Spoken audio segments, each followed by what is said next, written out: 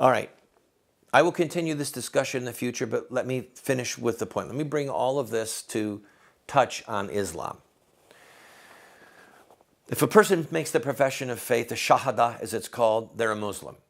But when you get enough Muslims together, the Ummah, they are required by their faith, as Christians are required by their faith, to not just have personal conversion, but to extend the laws of Islam.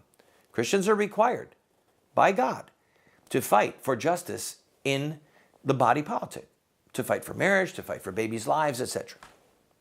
Muslims, by their religion, are required to try and implement Sharia law. And that is the core of the threat, the legal implications.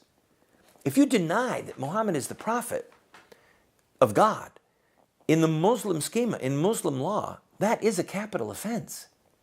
It's a criminal act to say that Jesus Christ is the Son of God and God the Son and the only Savior of the world, and Muhammad is a false prophet.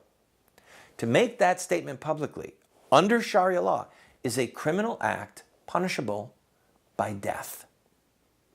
They say, oh man, I've never thought about it. Well, look back at, say, Greece. Socrates. Remember Socrates? He was tried as a criminal for denying the gods as they were put forward by the Greek authorities.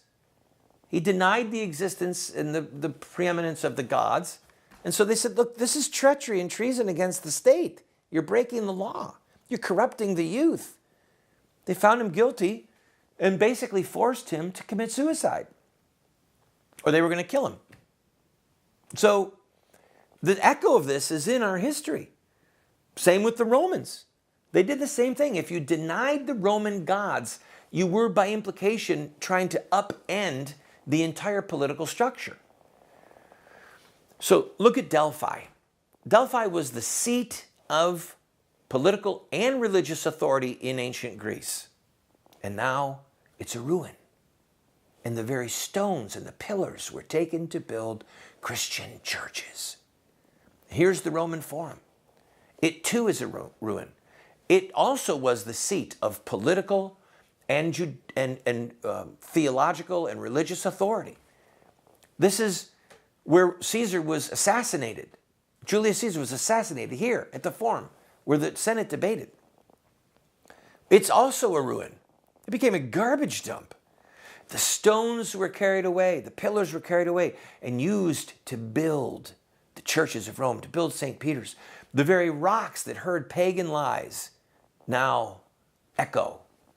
They cry out with the echo that Jesus is Lord. The Pantheon once was housed with pagan idols, and now it is a Christian church.